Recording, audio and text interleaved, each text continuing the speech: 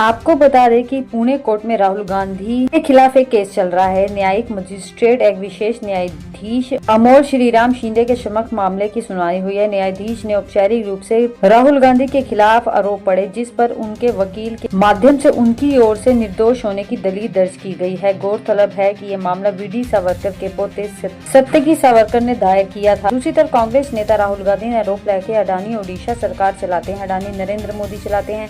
जब ओडिशा में जगन्नाथ यात्रा निकलती है तब जगन्नाथ यात्रा के रथ खींचे जाते हैं तो लाखों लोग इसे देखते हैं और इसके पीछे चलते हैं।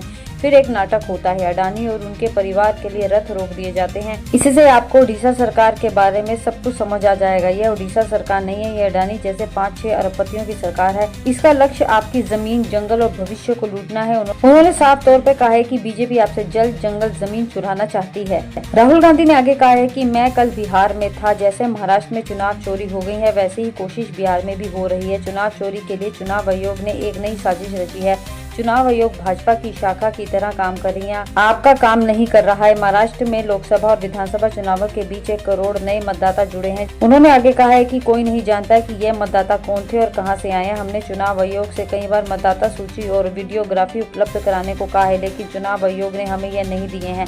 वह बिहार में भी वही चोरी करने जा रहे हैं जो महाराष्ट्र में की गई है। मैं कल बिहार गया था और भारतीय जनता पार्टी गठबंधन के नेताओं के साथ मैंने कहा कि हम चुनाव आयोग और भाजपा के बिहार चुनाव की चोरी नहीं करने देंगे। उन्होंने आगे कहा कि कुछ नया शुरू हो गया है। ओडिशा में 40,000 से ज्यादा महिलाएं गायब हो चुकी हैं। आज तक पता नहीं चला कि ये महिलाएं कहां गई हैं। यहाँ हर रोज महिलाओं पर अत्याचार होता है, उनके साथ बलात्कार होता है। ओडिशा में हर रोज 15 महिलाओं के साथ बलात्कार होता है। आपकी सरकार 24 घंटे सिर्फ आपका खून चूसती है, आपकी जमीन छीनती है। उन्होंने कहा कि कांग्रेस पार्टी की जमीनी कार्यकर्ता जिनके डीएनए में कांग्रेस है, आप हमारे बब्बर शेर हैं जो ओडिशा की जनता की रक्षा करते हैं। ओडिशा की बीजेपी सरकार का सिर्फ एक काम है, ओडिशा का धन गरीब जनता से चोरी करना। पहले बीजेडी की सरकार यहाँ करती थी, अब बीजेपी की सरकार काम कर रही है। यह एक तरफ ओडिशा की गरीब जनता, दलित, आदिवासी, पिछड़ा वर्ग, कमजोर लोग, किसान, मजदूर, और वहीं दूसरी तरफ 5-6 अरबपति और बीजेपी की सरकार है। कांग्रेस पार्टी का कार्यकर्ता ओडिशा की जनता के साथ मिलकर इस लड़ाई को जीत सकता है और कोई नहीं।